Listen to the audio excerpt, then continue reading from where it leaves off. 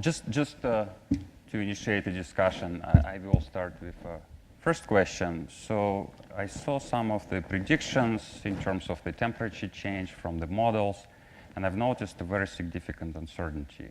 So my question is, can you elaborate on the sources of the uncertainty? Yeah, so I showed a range in 2100 between 1 degree of warming and 9 degrees of warming, and that's what I gleaned from the IPCC report. The #1 cause of that uncertainty is how much greenhouse gases are we going to emit. So if we have dramatic reductions very soon, that favors the 1 to 4 degree increase range. And then if we go up to 900 parts per million, then that favors the 9 degrees of warming. The second point I'd make isn't about uncertainty, but it's, it doesn't stop in 2100.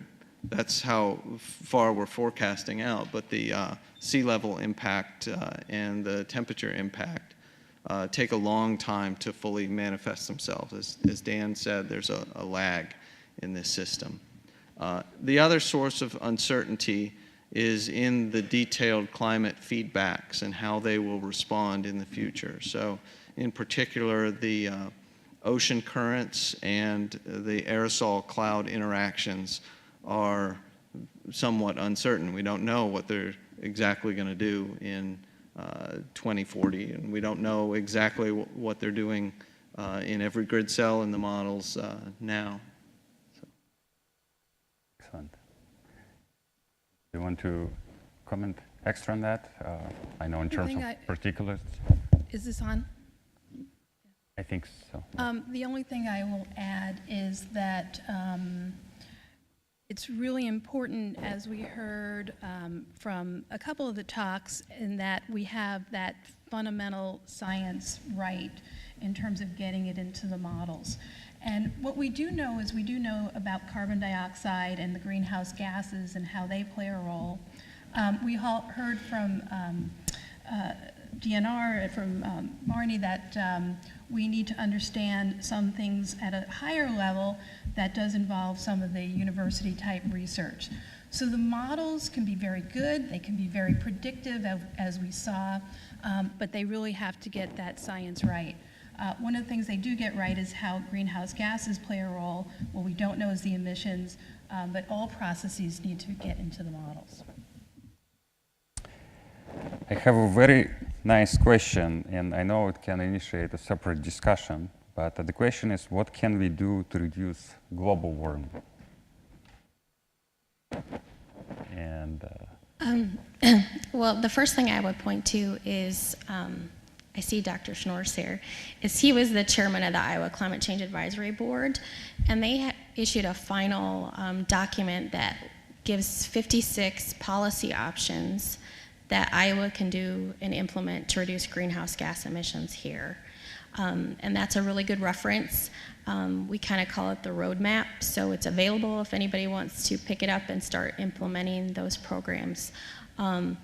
As far as agricultural emissions, one thing is if you can collect the methane gas from manure storage and sell it to the grid for electricity, that would do great things, but that would require pricing that is incentive to the farmer, and it would also require improvements in transmission. Thank you. The next question is, what is the responsibility of scientists to educate and advocate the public policy changes about climate change?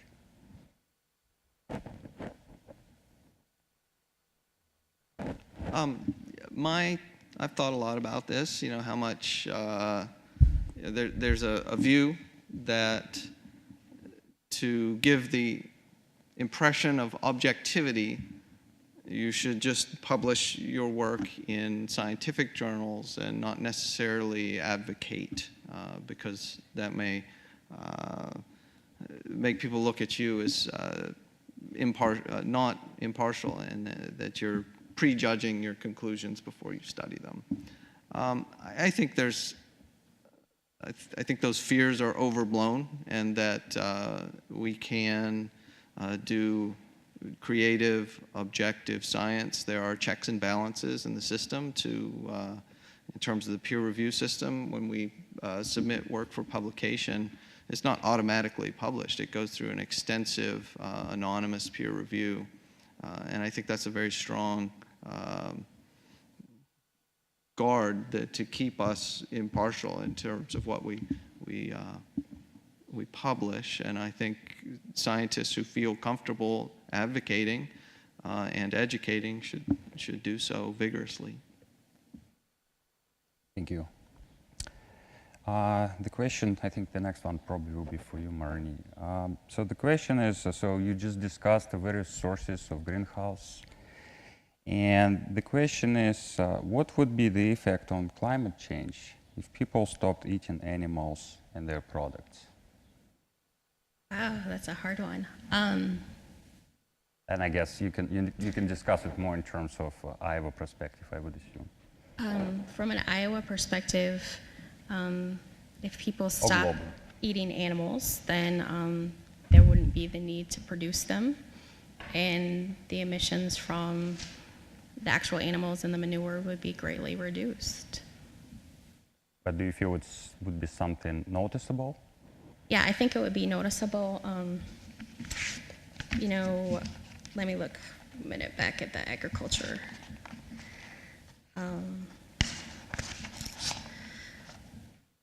And that's 44% of the agricultural emissions in Iowa. I think it would also reduce the amount of crops produced in Iowa that are used for animal feed. We actually spend a week on this in my class, Green Chemical and Energy Technologies, and there's a wonderful paper in Environment, Science, and Technology, which Jerry Schnorr is the chief editor, and they go through and do the detailed calculations on what the impacts are to the whole food service web. If you, in terms of, basically it's a carbon footprint for dairy, vegetables, beverages, beef, pork, chicken, et cetera, and I don't remember the detailed finding of sort of if you become fully plant-based, how much your carbon footprint goes down, but I do remember they have a nice comparison in that work of if you have a choice between reducing your meat and dairy consumption, and that's choice A, and choice B is buy everything local, right? That there's really no comparison. The plant-based alternative has a significant reduction in your carbon footprint from your diet, whereas the buying local has a pretty modest impact because the long-distance shipping of food products is reasonably efficient, and it's only a small fraction of the overall energy required to produce food.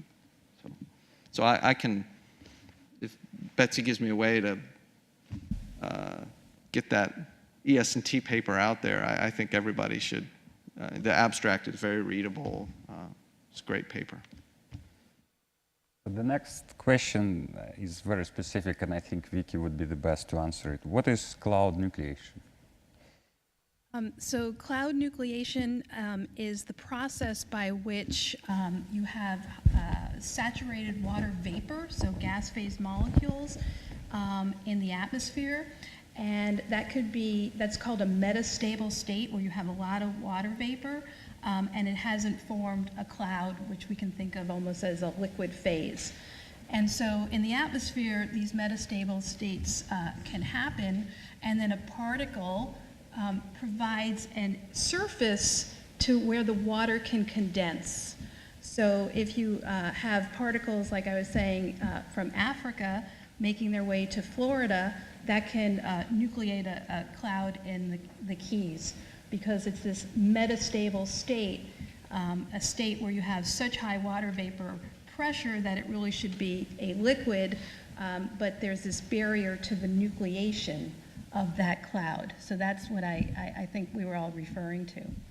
I also want to comment on something that was said about the role of scientists. And what I think that our role is, in a lot of ways, is to do really good science. To do science in the best way that we can in terms of having hypotheses, collecting the data, presenting the data in a way that isn't biased, but that can note the implications to society. And so Charlie and I here on the University of Iowa faculty, if you read our papers, that's how we do our science. We do the experiments, we don't have an answer at the beginning, we have a hypothesis, we test that hypothesis, and then we present the data in as an unbiased way as possible, and using good scientific method. I also want to point out, does everybody know the CFC story, chlorofluorocarbons? It's well known that we started using chlorofluorocarbons, and there was some fundamental studies done by a number of researchers, including Mario Molina, who Betsy, Alexi, and I work with in a center called the Center for Aerosol Impacts on Climate and the Environment. And he was doing very fundamental studies looking at these CFCs and their interaction with ozone. And from that work, he published a paper, I believe it was in 1972, suggesting that these CFC molecules, which were they were very stable in the troposphere, but when they made their way to the stratosphere, would undergo dissociation and then react with ozone. And so it was that fundamental science. It was done at UC Irvine, and then it got its way into the literature and then into the public discourse in terms of the role of CFCs in ozone depletion. So we have models in terms of how we behave. First we learn the science, we do the good science, we look at the implications, and then we can make a policy change to basically decrease CFCs and decrease the ozone hole. That's something that's we call a success story from a scientific perspective. Definitely. Thank you. The next question is the following. After September 11, airplane travel in the United States decreased temporarily. How does temperature and climate respond to the reduction in greenhouse gases and particulates in the upper atmosphere? I suppose it's either Vicki or Charlie to address that. So the true question is that bit at the end, right? So how does climate respond to particles in the upper atmosphere? Correct. But I guess you can make a little connection in terms of decrease in the air travel immediately after the 9/11. Mm-hmm.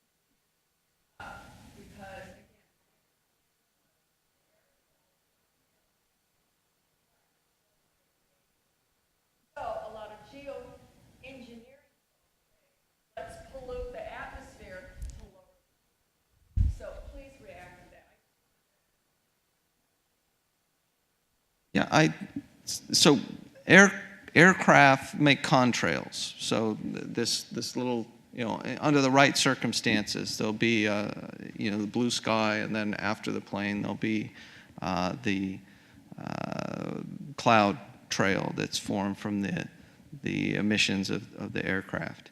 And I know some people looked at satellite data sets immediately, look at satellite pictures right before and after 9/11, because it was a natural experiment of what is the contrail situation going to look like if there are no aircraft flying around. I do not know the findings of that study, but the more general question of how those aerosols interact with the atmosphere is if they're light colored and down low, then they're reflecting solar radiation in the lower atmosphere. If they're light-colored and up high in the stratosphere, then they're also reflecting solar radiation there. So in both cases, there's going to be a net cooling effect. And that's the geoengineering idea has been around for a long time.